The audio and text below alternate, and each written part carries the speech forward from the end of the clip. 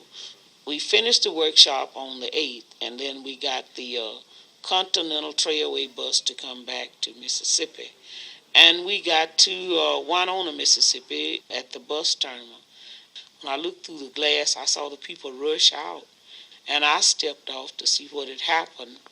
And Miss Ponder told me that it was a state highway patrolman and a chief of police on the inside, and began to tap them on the shoulders with billy clubs and ordered them to get out. And I said, well, this is Mississippi. So I got back on the bus, and as soon as I was seated, I saw them when they began to put the 5 people what was, off the bus, but they wasn't over 6 feet from the bus. Began to put them in the highway patrolman's car. And I stepped off again because I was holding one of the ladies' urns, that they was arresting. And she said, get back on the bus, Miss Hamer. And then I heard somebody scream from the car that she was in and said, get that one there. And then a white man stepped out of a car and told me I was under arrest. And when he opened the door and I went to get in the car, he kicked me. And they carried me on down to the county jail where they had the other highway patrolman had carried the other 5. And they, when I walked in with the 2 white men that had carried me down, and they cursed me all the way down. They would ask me questions, and when I would try to answer, they would tell me to hush.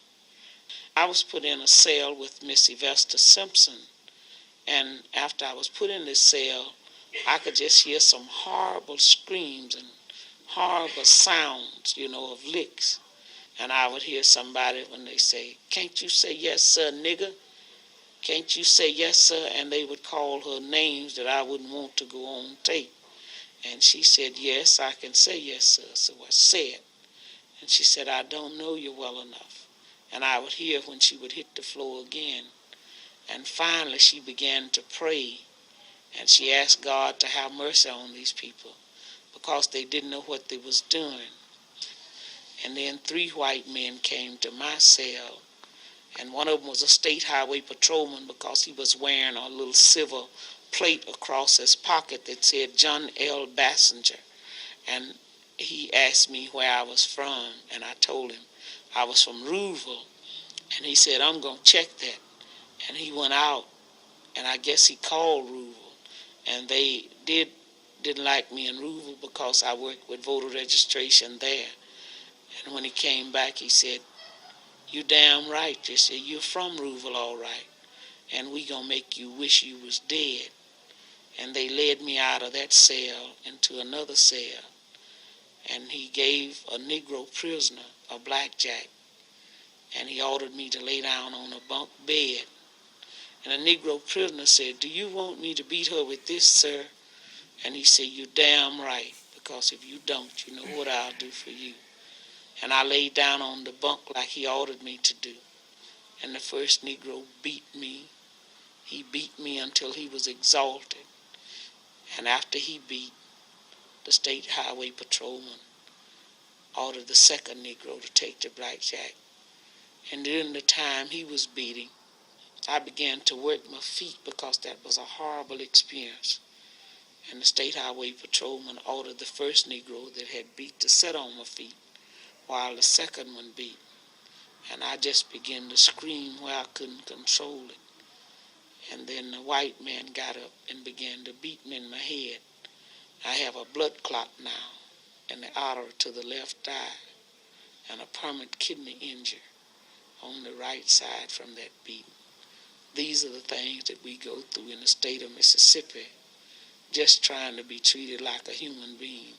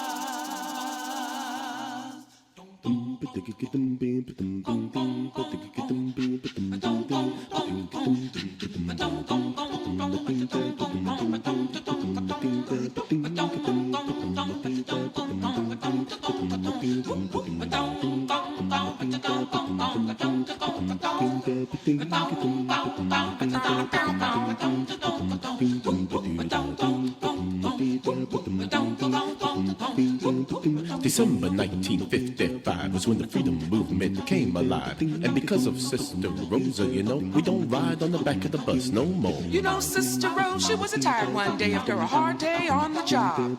But all she wanted was a well-deserved rest, not a scene from an angry mob.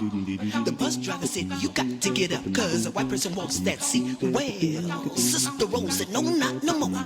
I'm gonna sit here and rest my feet. Thank you, Sister Rosa. You are the spark that started our freedom movement. Thank you, Sister Rosa Parks. Thank you, Miss Rosa. You are the spark that started our freedom movement. I want to thank you, Sister Rosa Parks.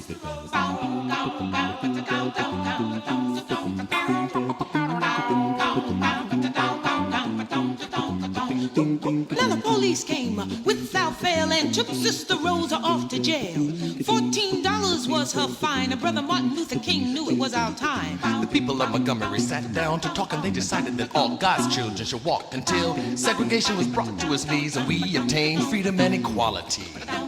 Thank you, Sister Rosa. You are the spark. Started our freedom movement. Thank you, Sister Rosa Parks. Thank you, Miss Rosa. You are the spark. Started our freedom movement. I want to thank you, Sister Rosa Parks.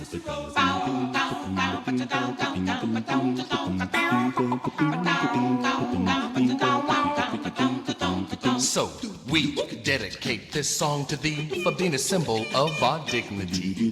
Thank you. I want to thank you. Thank you. Thank you. Thank you. Thank you. Thank you. Thank you. Thank you. Thank you. Thank you. Thank you. Thank you. Thank you.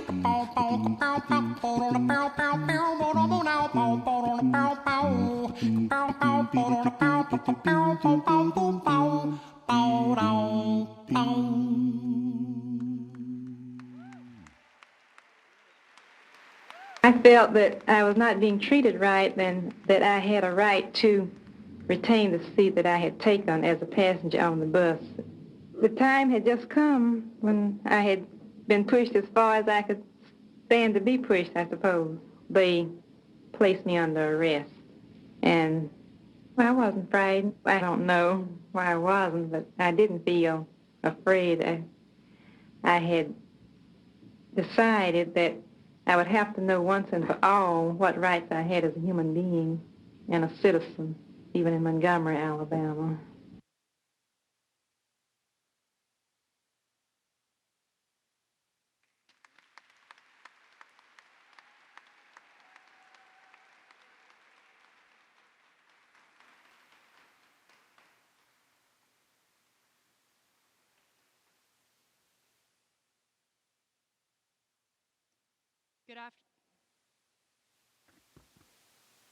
Good afternoon.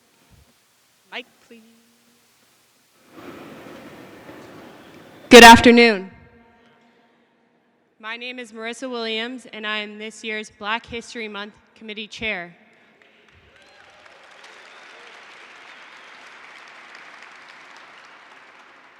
On behalf of the African American Historical and Cultural Society, I'd like to welcome you all to our Black History Month kickoff of 2020, African Americans and the Vote, the movement lives on.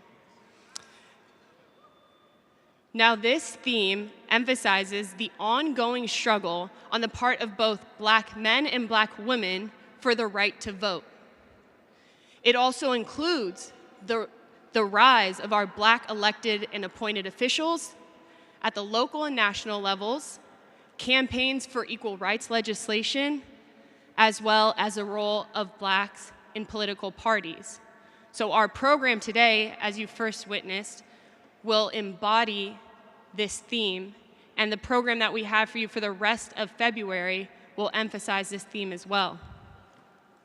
Now, before we get started, I'd like to make some acknowledgments, especially to those in the crowd. I'd ask that our elected officials, department heads and administrators, and members of boards and commission please stand up at this time.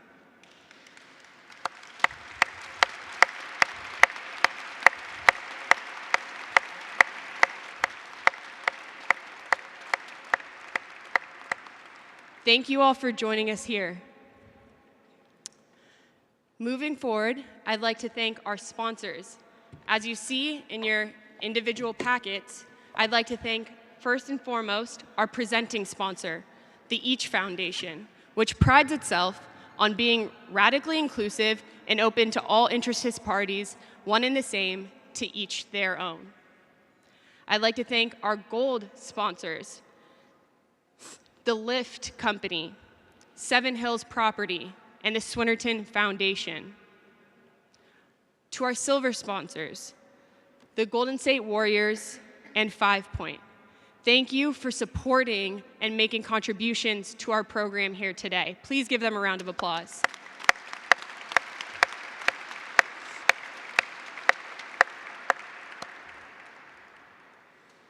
Lastly, I'd like to thank our community partners, and I ask that you hold your applause until I'm done listing them. The San Francisco Public Library, the San Francisco Human Rights Commission, the Mayor's Office of Neighborhood Services, Project Level, RBA Creative, Citizen Films, the Arts and Culture Complex, USF, and the National Coalition of Black Business and Professional Women's Clubs. Thank you for working with us this Black History Month and for the Black History Months to come.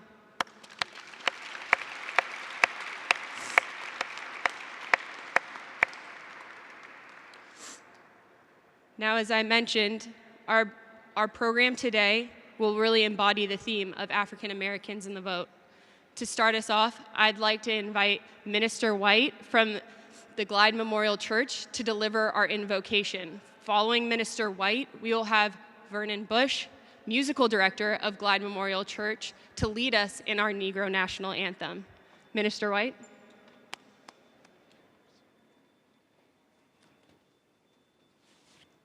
Good afternoon, everyone. Happy Black History Month. Gather together and call the name. Son, father, grandfather, uncle, and brother. Gather together and call the name. Daughter, mother, grandmother, aunt, and sister. Gather together and call the name. Sister, son, brother, girl, niece, few, and nephews. Look for all the same differences in our bodies.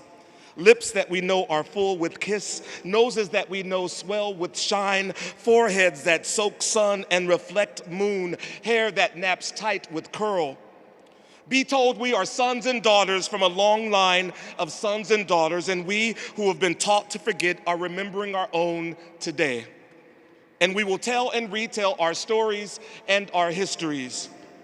And it looks like you. It's brown and it's browner. It smells like you, it's earth and it's musk. It's strong like you, its backs and its shoulders. It's soft like you, its hold and its stroke. It sound like you, its drums and its jazz. Do you hear it today? In the song that's swayed to, the song that makes you close your eyes and shake your head and slow nose and beg to have your burdens lifted to. It's a song that lulled the baby on the hip. It's a song that saved the captured on the ship. It's a song that said, tonight we run to freedom. And the night and the song has always been ours. The no more auction block for me. The precious Lord, take my hand. The come by here, Lord. Just come by here. Do you hear it today? It's rolling in like a spirit riding a storm. Listen to the calm in your bones. Listen to the trees cry, and they do. Listen to all things that warn you to hold on, and hold on to him and to her like this, like sea gripping land, like night blanketing stars, like shore spreading, pulling rivers through, like east and west wind fighting to hold on to one another as they turn in wild tornado. Can you feel it? just like justice and the shakes before an earthquake? Can you feel it just like coming home from jail and the itch in your palm when your payday is near? Can you feel it just like the still confounding prophetic? Can you feel it like the still bird song before an eruption? Can you feel it rolling in like a spirit riding a storm? The tear, the anger, the veil, the funeral, the homeless, the houseless, the less, the housed, the policed, the surveilled, the restored, the repaired, the killed, the eulogy, the food, the pantries, the church, the gospel, the cremation, the scattering, the babies, the rebirth, the re-entry, the mamas, the return, the beloved, the bashed, the fight, the guns, the vigil, the march, the protest, the vote, the growth, the scream, the community, the voices, the prayer, the hold, the strength, the night, and you who have prayed to sun gods know that love is nothing if not ritual.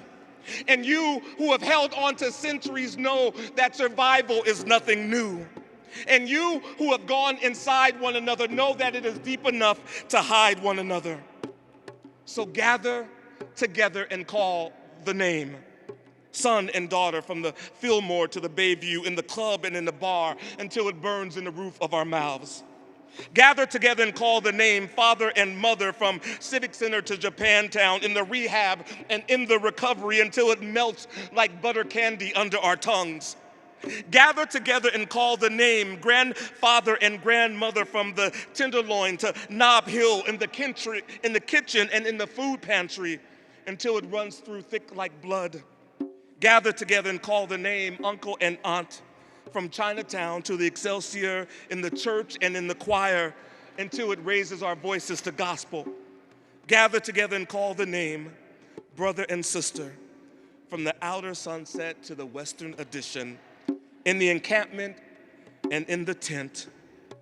Gather together and call the name until. Thank you.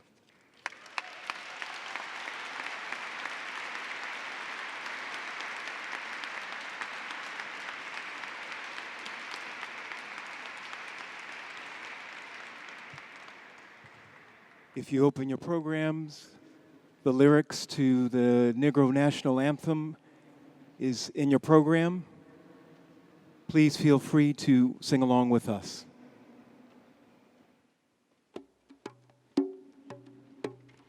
Do do do do do do do do do. Lift every voice and sing till earth and heaven ring, ring with the harmonies of liberty. Let our rejoicing rise high as the listening skies. Let it resound loud as the rolling sea. Sing a song full of the faith that the dark past has taught us. Sing a song full of the hope that the present has taught us. Facing the rising sun of our new day begun. Let us march on till victory is won. Stony the road we've trod, bitter the chastening rod, felt in the days when hope unborn had died, yet with a steady beat have not our weary feet come to the place on which our fathers sighed. We have tears have been watered. We have come treading our path through the blood of the slaughtered. Out from our gloomy past, till now we stand at last, where the white gleam of our bright star is cast. God of our weary years, God of our silent tears, thou who hast brought us thus far on the way, thou who hast by thy might led us into the light, keep us forever in the path we pray. Lest our feet stray from the places, our God, where we met thee. Lest our hearts, drunk with the wine of the world, we forget thee. Shadowed beneath thy hand, may we forever stand, true to our God, true to our native land, true to our God, true to our native land.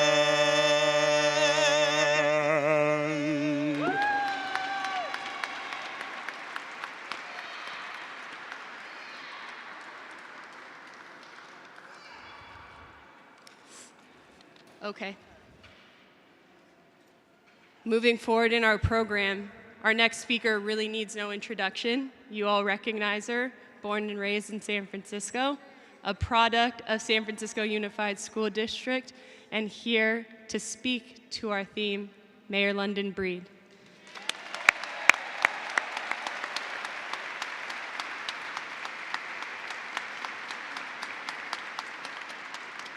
All right. Good afternoon, everybody. Good afternoon. Is this a celebration or what? Well, first of all, let me just say that it is truly an honor to be mayor of San Francisco and making history as the first African-American woman to serve in this position.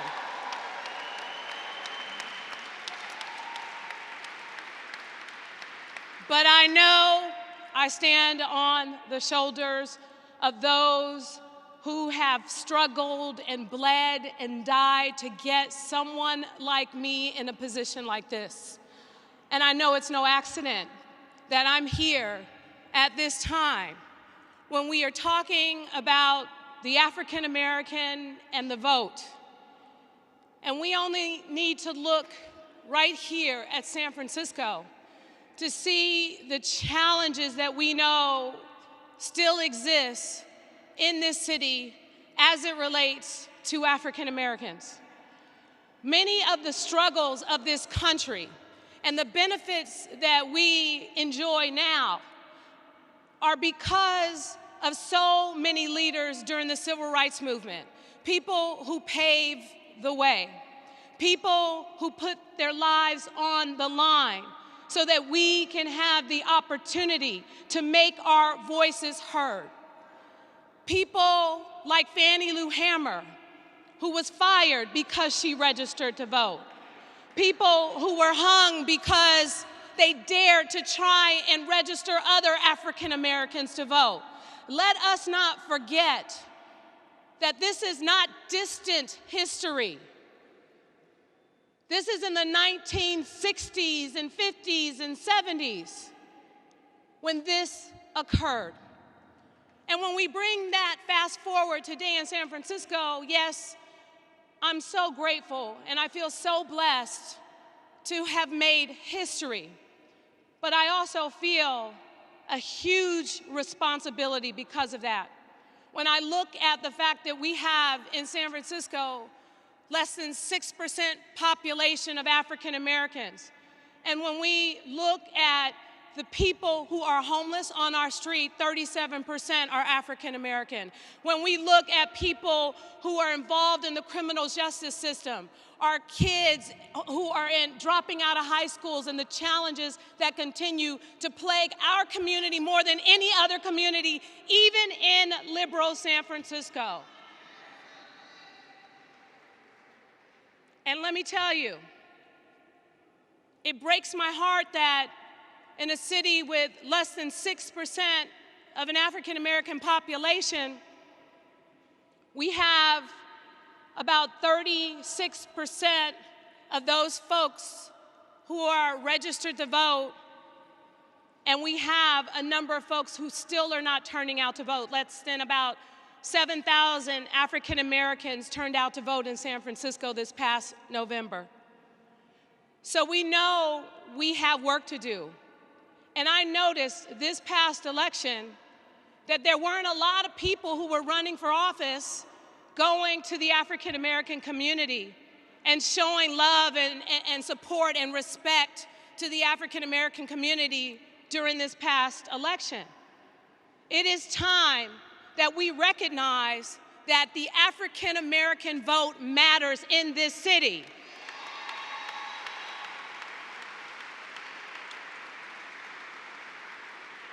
Because the fact is, I wouldn't be standing here as mayor if it didn't.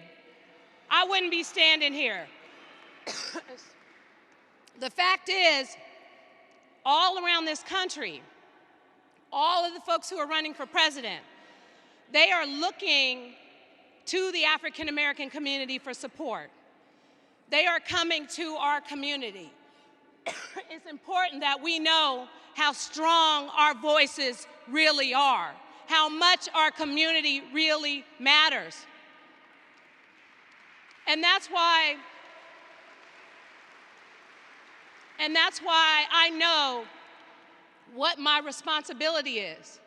I don't need people to tell me what I need to do. I know from experience of growing up in this city in poverty, where a lot of folks were not paying attention to this community. I know the challenges, and I know how to work with the community in order to achieve the goals that we need. It's not about what I say we need to do, it's about what the community works with us to tell us what we need to do. Because I don't know about you, but I'm tired of folks who have no experience with our community trying to determine policies and decisions that impact our community. Because you know what? The statistics in this city demonstrate that their way is not working for Black people in San Francisco.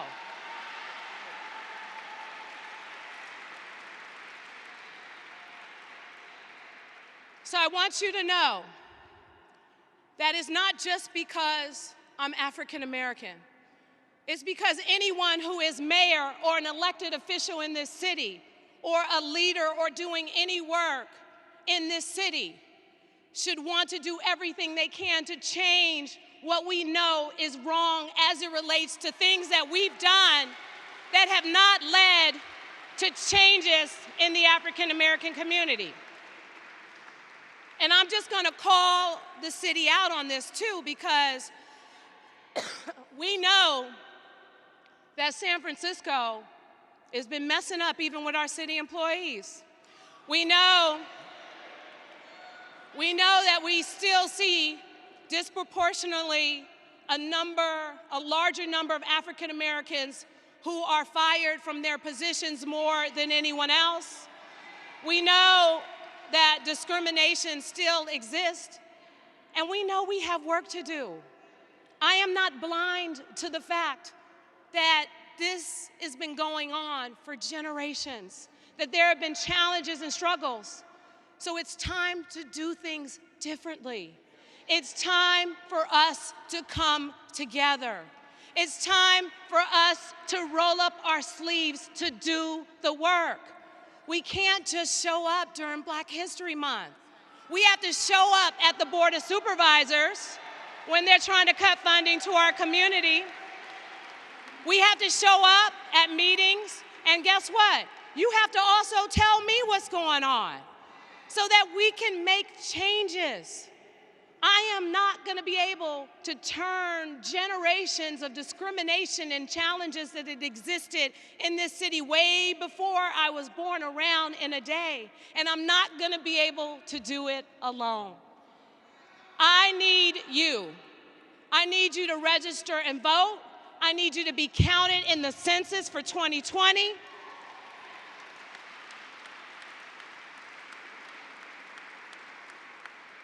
I need us to take care of our seniors and take care of the next generation of young people that need our help and our support. I need us to show up and to show out and show people that we are still here and we still matter. It's not enough. It's not enough that I'm the first African American woman to serve as mayor of San Francisco. It's not enough. It's not enough. We deserve better. We deserve better. And I will continue every single day as your mayor to fight for better. Whether you agree with me or not, every single day I am fighting for this community. Every single day I am writing for this community. Every single day I am thinking about all of the people that I grew up with who didn't make it, who were shot and killed in our community, the people who are still suffering in the jail cell, the people who did not make it to be here. We have to be here for them because we have to make sure that the mistakes that have happened with the African American community in the past don't happen to this next generation of young people growing up in this city.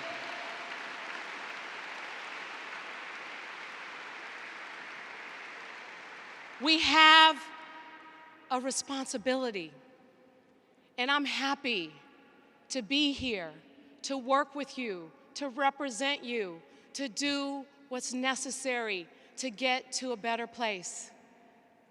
2 things this year: register and vote. Get counted in the census. Make sure that people know when they see the results that we have made a difference. It's on us to change what we know is a problem into something that is absolutely incredible. I stand on the shoulders of my grandmother. I stand on the shoulders of Mary Helen Rogers, who fought redevelopment for the right for us to even provide input in the public process. I stand on the shoulders of Leroy King and Doris Ward and Willie B. Kennedy and others who came before me. I stand on the shoulders. And now it's time for us to make sure that the next generation can say the same thing, but move towards progress for our community. Thank you all so much for being here today. Thank you.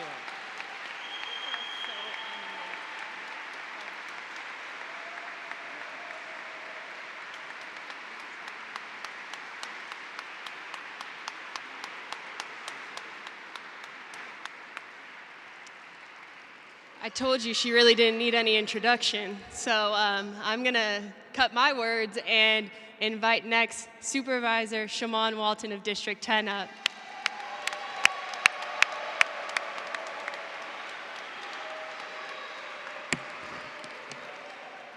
Good afternoon. Good afternoon. Happy Black History Month. Welcome to this kickoff. And I just want to start off by saying, one, I do truly love legacy, and to see that Marisa is now taking over as the chair of this event and that her father has provided that path and that opportunity. I just want to give her and the African American Historical and Cultural Society a hand.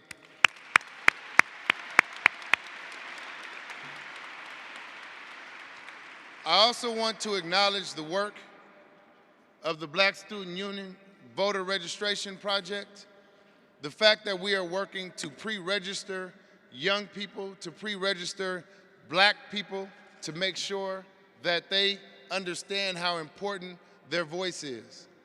There are so many things in this city and in this country that are done to us. So many things in this city and country that are done for us, but not by us. So when we talk about having a real voice in shaping legislation, when we talk about having a real voice and understanding how to put policies forth for people that are going to benefit us, we need to make sure that it is us in the room leading the way.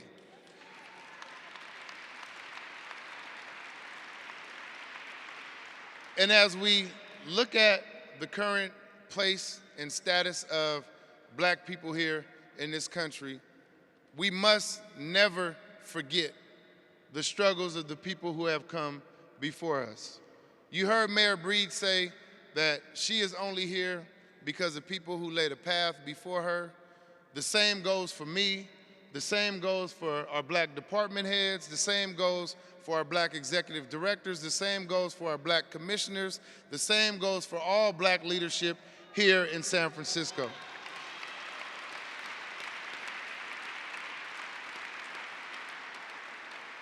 So even though the population is small,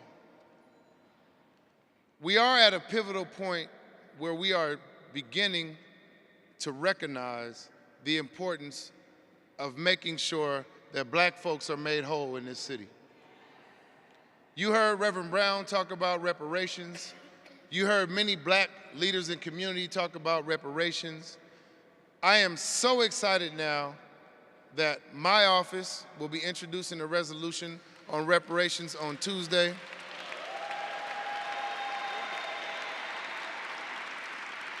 Working with the leadership of Cheryl Davis and the Human Rights Commission, working with the leadership of our mayor, working with several leaders in the black community to begin to talk about how we put together a real plan and a real package about reparations.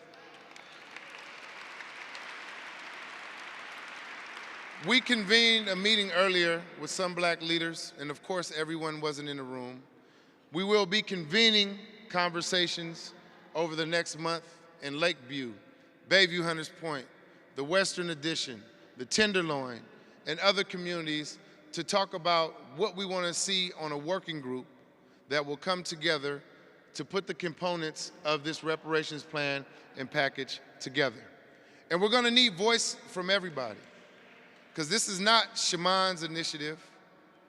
This initiative belongs to the entire black community. So as we put policies forth like reparations, as some of you may have had the opportunity to see, we have plaques dedicated on some of our buses now in memory to commemorate Rosa Parks and to commemorate the Montgomery bus boycotts. You're going to see more things like that happen in our city as you see the creation of the African American Cultural District that we have now in Bayview. You're going to see that diaspora start to spread in this city. The policies that we fight for are going to benefit our communities. And you have that commitment from me, you have that dedication from me, as well as my colleagues on the Board of Supervisors, and I want to thank them for being here in attendance as well. Supervisor Mandelman, Supervisor Preston, Supervisor Yee, thank you so much for being here today as well. And I'm going to end with this in honor of my fraternity brother, Carter G. Woodson, who is the history behind Negro History Week, which turned into Black History Month. I want to recite this poem by William Ernest Henley called Invictus. And I think Invictus will put some insight into our struggles and how we will overcome together. Out of the night that covers me, black as a pit from pole to pole, I thank whatever gods may be for my unconquerable soul. In the fell clutch of circumstance, I have not winced nor cried aloud. In the bludgeoning of chance, my head is bloody, but unbowed. Beyond this place of wrath and tears looms but the horror of the shade, and yet the menace of the years finds and shall find me unafraid. It matters not how straight the gate or how charged with punishment the scroll. I am the master of my fate. I am the captain of my soul. Happy Black History Month.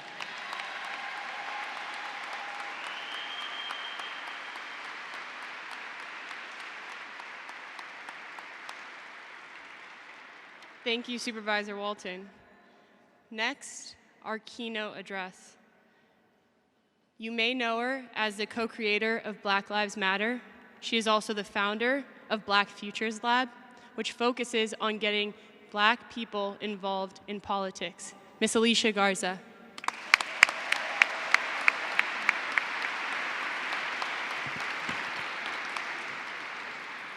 Good afternoon. Good afternoon. Happy Black Futures Month.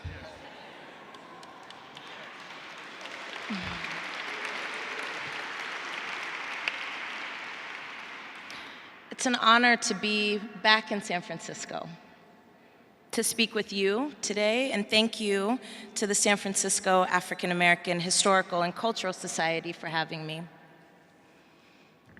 I believe that Black communities deserve to be powerful in every aspect of our lives, and I believe that politics should not be an exception. Can you imagine what this country would be without the contributions and the audacity of Black people? Let me say that again. Can you imagine what this country would be without the contributions and the audacity of Black people? Black communities, our communities, have reshaped a democracy that was not ever intended for us to participate in it. It was designed, in fact, to keep us from achieving not only our wildest dreams, but our basic dignity and humanity. It took persistence and vision, clarity and strategy to achieve the changes that we have made. And it will take that and even more if we hope to positively impact our present and to even have a future. This year, there is an election that is probably the most important of a generation. Anybody watch the State of the Union on Monday? All right, I'm still not ready to talk about it, but when we do, I want to just echo what Mayor Breed said. Black people are incredibly powerful. We determine the outcomes of elections when we are determined to do so. And that is why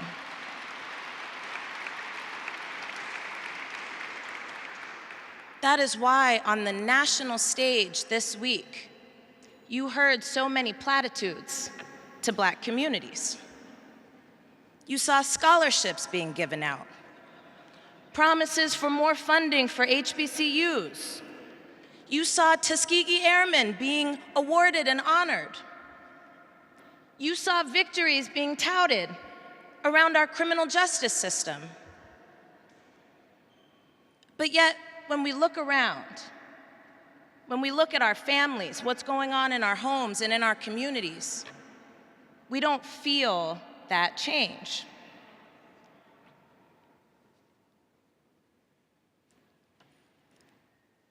There are opportunistic politicians who like to use our communities in order to further and advance their own agendas, which do not center, prioritize, or make important solving the problems that Black communities face every day. You know I don't say his name. There's really no need to. But it's not just him. Right now, what is at stake in terms of what happens in November, what happens with the census, what is at stake is whether or not Black communities will be able to shape and determine a future for us, for the people we love, and for the rest of this country. You see, I always say, wherever Black people go is where this country needs to go. Am I wrong? Wherever Black people go is where this country needs to go. My organization, the Black Futures Lab, our sister organization, the Black to the Future Action Fund, we do the work to make sure that Black people get to participate in our political systems. But more than that, we do the work to ensure that Black communities get to be powerful in politics.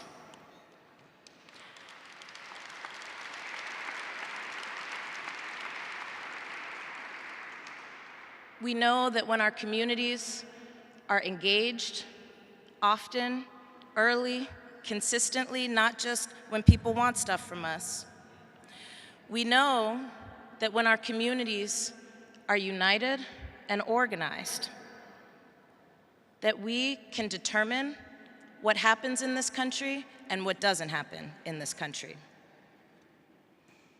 Last year, my organization conducted the largest survey of Black communities in America in 155 years.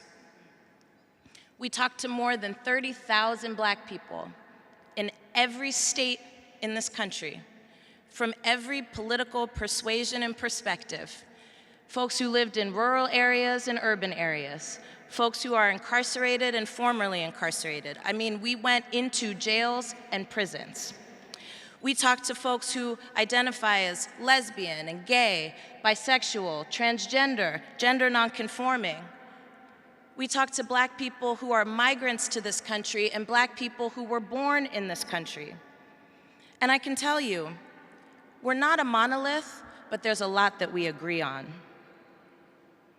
We talked with our folks about what we experience every day in the economy, in our democracy, in our society.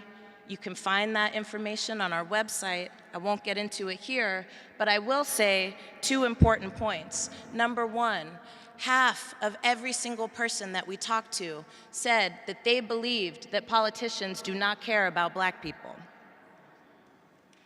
Number 2, the most common thing that people told us when they took the survey was that nobody had ever talked to them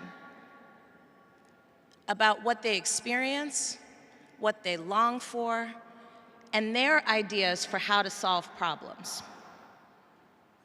That creates a challenge for us in relationship to building a new democracy. It creates a challenge for us when we do have Black elected officials that have power, because our communities are not being engaged in supporting the process of making the decisions that impact our lives every day. And it becomes a self-fulfilling prophecy.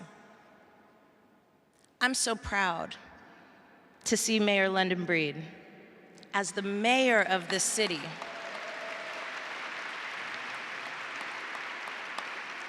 I go all over the country, and every time I land at SFO and I see her smiling face, I'm like, you know what? This is my city. And at the same time, my heart breaks for her, because I know that the job that she is entrusted to do by us does not have enough support from us.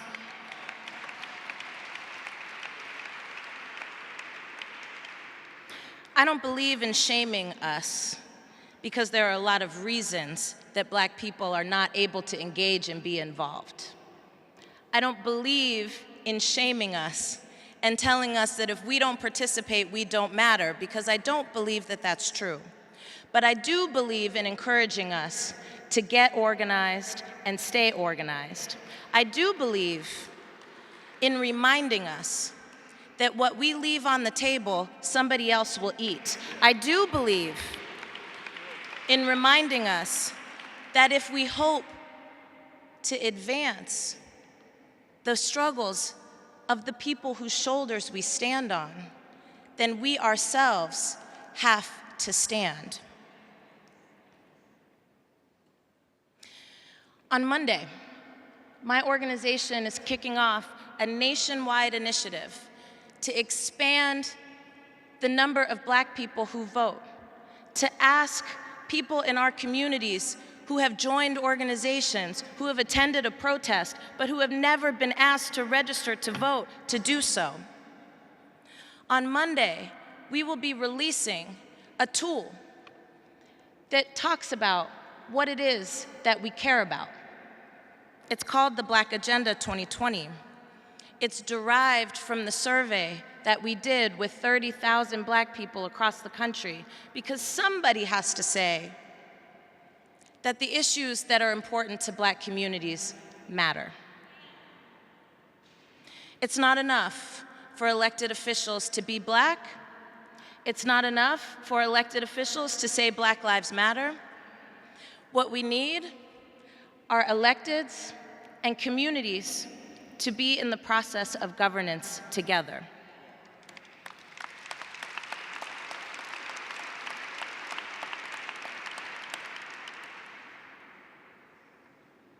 I love Black History Month, even though it is the shortest one. I renamed it Black Futures Month because I want us to imagine what our futures can look like, and I want us to see ourselves as an active participant in shaping what those futures are.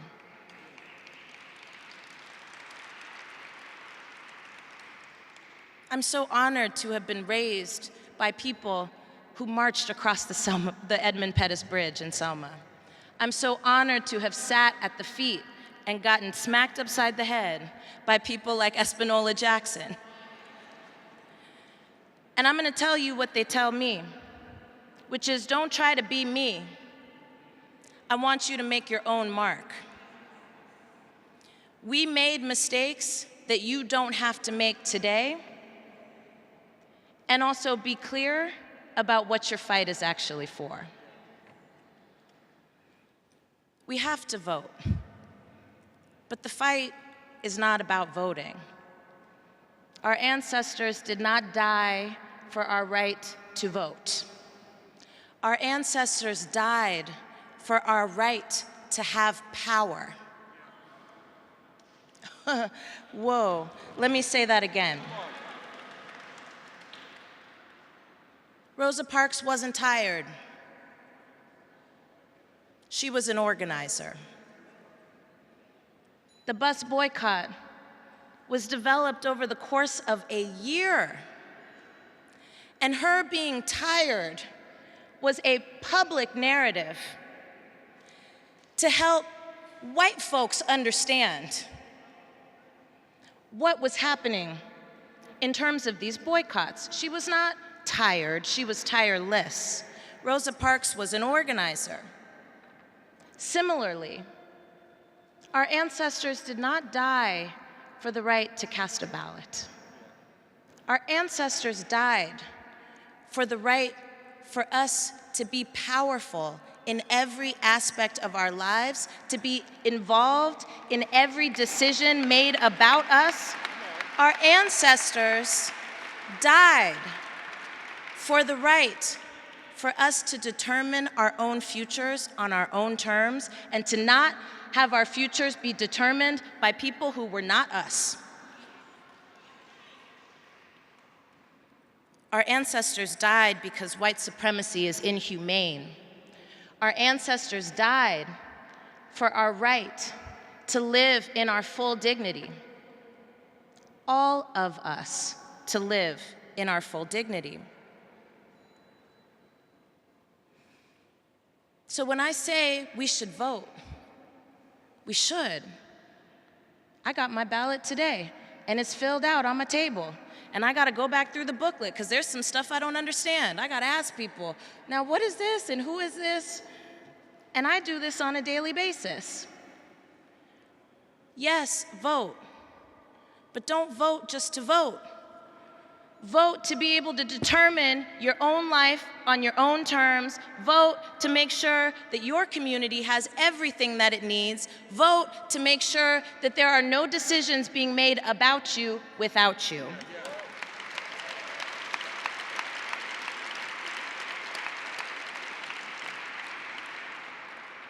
You see, power is not just about representation.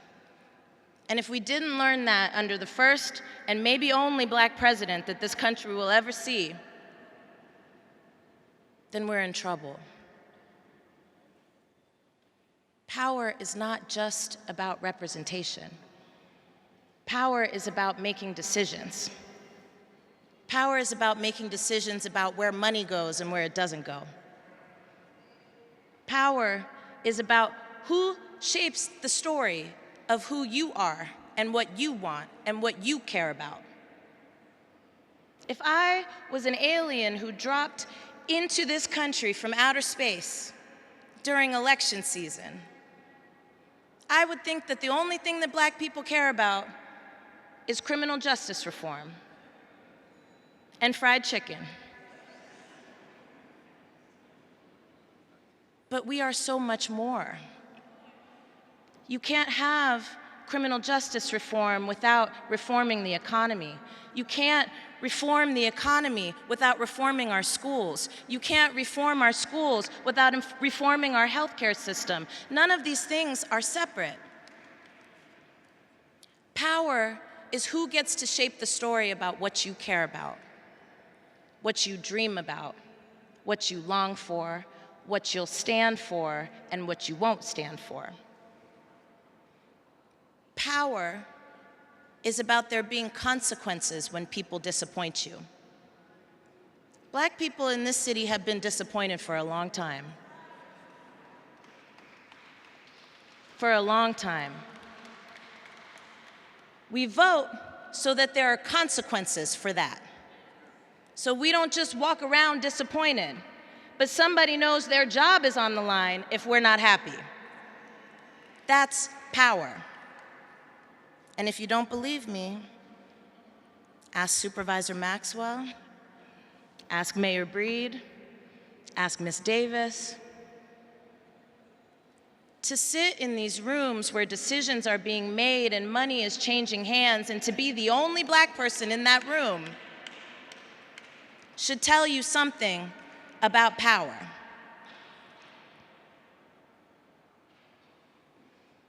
Power is about there being consequences when you are disappointed. Power is about ensuring that what you want, what you need, what you deserve is at the top of everybody's agenda.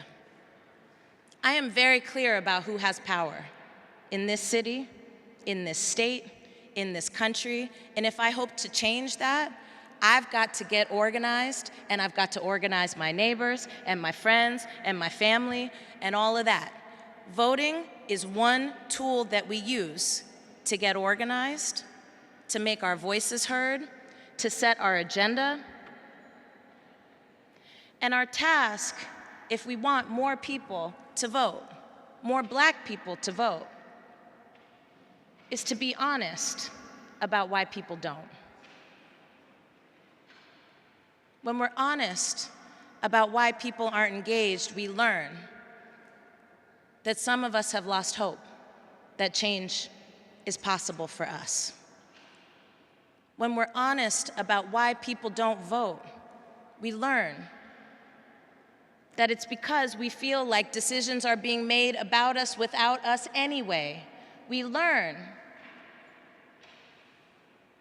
that some of us are being turned away from polls. Some of us are being told we can't vote. And all of us that are locked up lose our ability to make decisions that are important. It's our job to re-inspire people to participate. My mom used to say, it's not about being at the table, sis.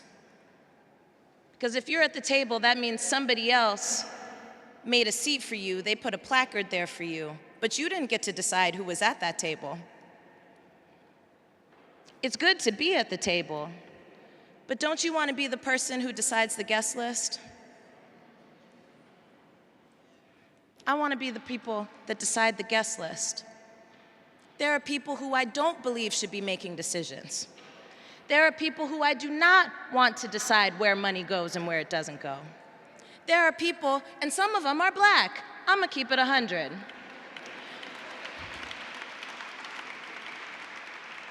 There are people who do not have our best interests in mind.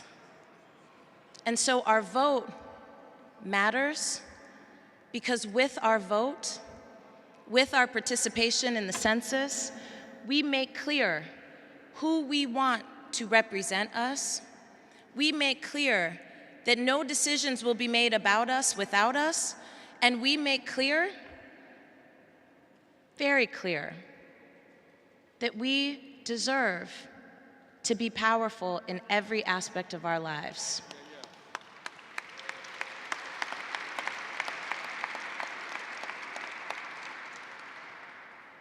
What's possible if we get organized? If we have the hard conversations about how to solve problems? What's possible is a revival of the freedom struggle that has led this country for generations. What's possible is real change in our homes, in our families, in our communities, in our government, and in our country. I don't just wish for change, I work for it. And I can tell you, as somebody who helped to create a movement, an organization, an ecosystem that dared to have the audacity to say, you will not leave Black people out.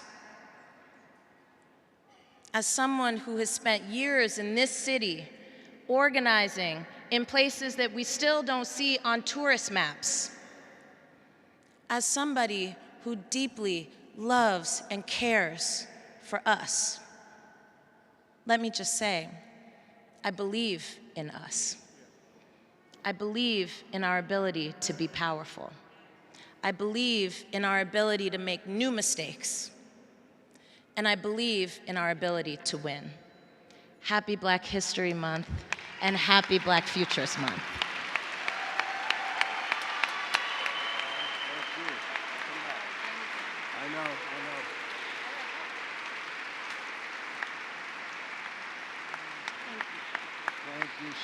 Thank you so much. Let's give her another round of applause. She has a hard stop and has to leave. Alicia Garza, thank you so much. We're a little bit beyond 1 o'clock, but I need your indulgence for just a few more minutes. We've got a couple of things we do need to get through. I'm Al Williams, president of the society, still for a few minutes longer. And as you know, it takes a lot of people to do the work that Mayor Breed and Ms. Garza have spoken of doing. We're very blessed in the city to have a lot of people who do that work and contribute to that work. The committee, in thinking about our work and people we've worked with to bring this event together, identified one of those people, and that person is Cheryl Davis, the director of the Human Rights Commission. And we wanted to say thank you and appreciation to Cheryl for all of the great work that she does for this community and for the city and county of San Francisco. Let's get up, stand up, give her a round of applause.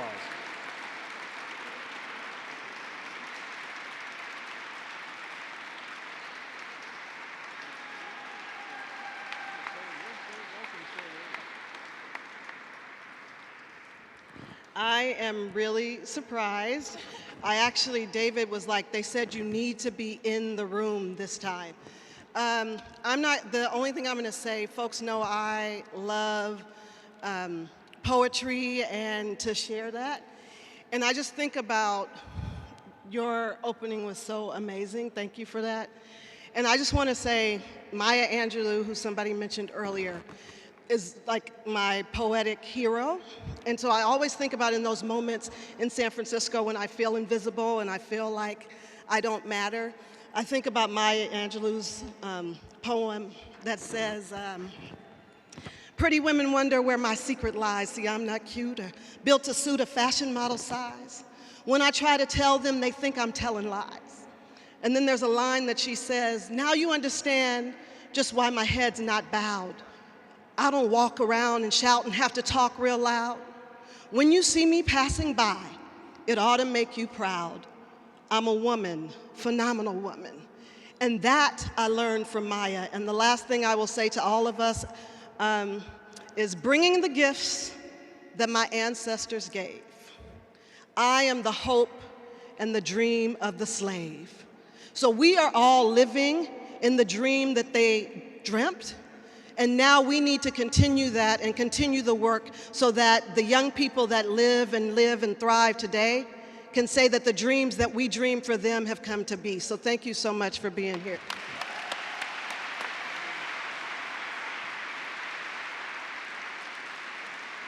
Again, this kind of work doesn't get done by itself, and one other person we'd like to pay a tribute to for her great work in leadership in leading the African American Historical and Cultural Society's Black History Month programming, the chair of the committee, my daughter Marisa Williams, and you know they say the fruit don't fall too far from the tree. I just thought I'd get that in. Marisa Williams is the chair of our Black History Month. And she's still instructing. We have one final piece of cultural activity we'd like to share with you, and that is Project Level is going to do a performance for us. So if we can give them a few minutes, Project Level.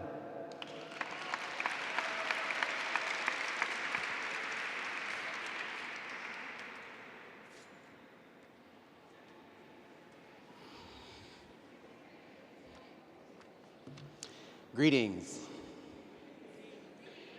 Ancestors be with you.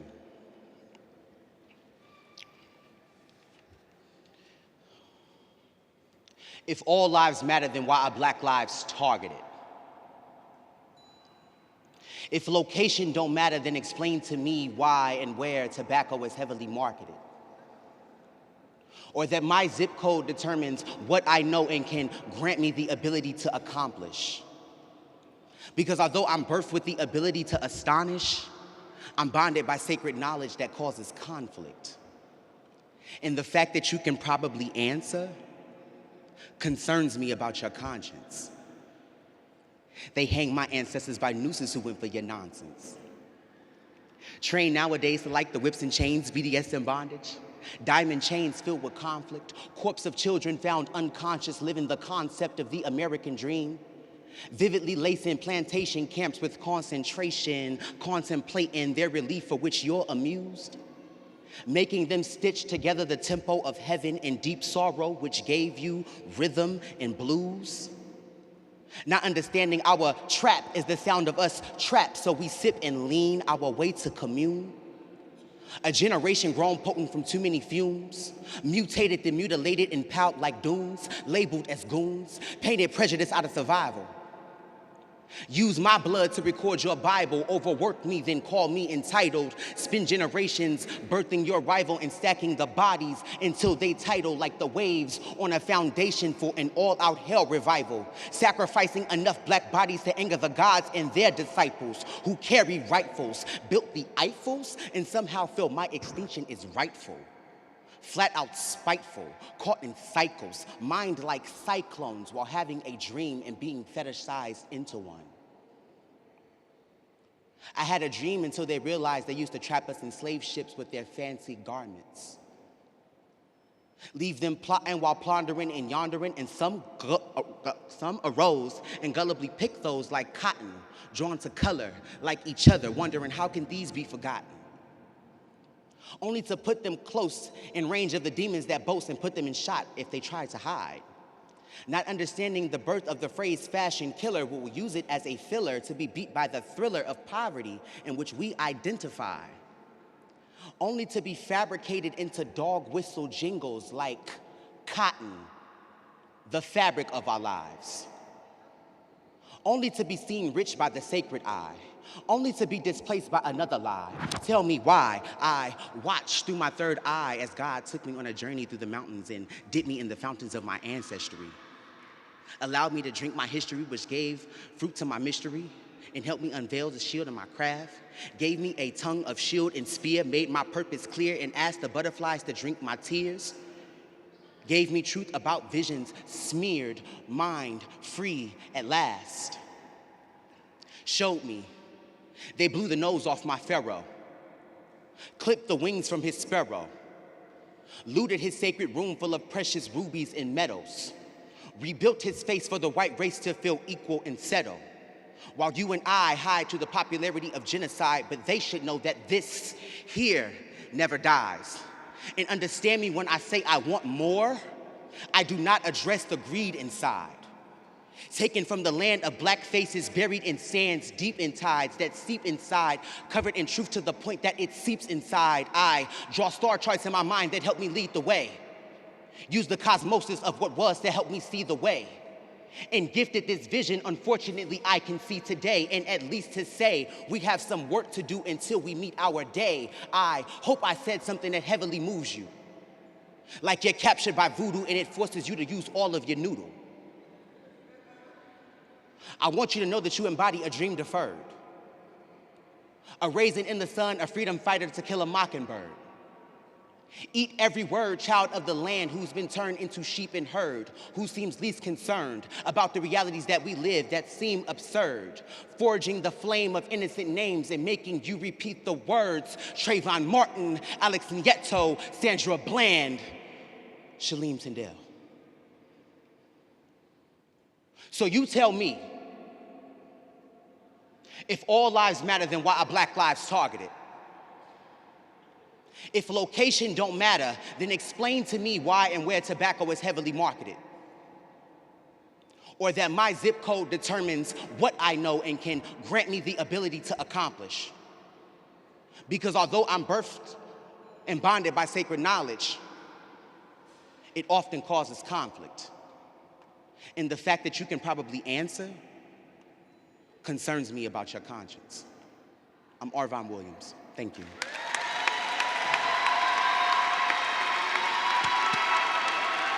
That's it. Yeah.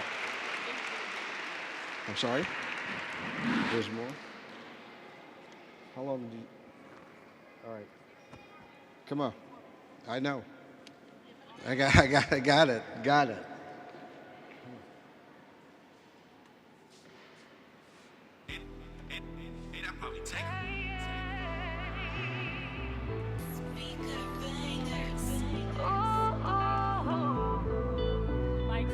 Hello? Oh. Hello. Hi, everybody. We're Project Level. Today we'll be performing Don't Give Up. Don't give up. Never take it if it's not enough. Gotta keep it pushing. Gotta put that work in. That's the way we going. Don't give up. Never take it if it's not enough. Gotta keep it pushing. Gotta put that work in. That's the way we going. Way too far to go back now, and it's our time to succeed. So come on, stand with me. Put your hands up if you feeling the vibe. Wave them side to side, let them know you feel alive. If you talking real love, then you talking to me. Young queens, young kings, we aspire to be. We use our voice, stand up for the fight to be free. And we don't need an army to be all that we're supposed to be. That's a lesson to teach. One day we all gotta see. When we work together, that's when everyone can eat. Don't give up. Never take it if it's not enough. Gotta keep it pushing. Gotta put that work in. That's the way we going. Don't give up. Never take it if it's not enough. Gotta keep it pushing. Gotta put that work in. That's the way we going. Way too far to go back now, and it's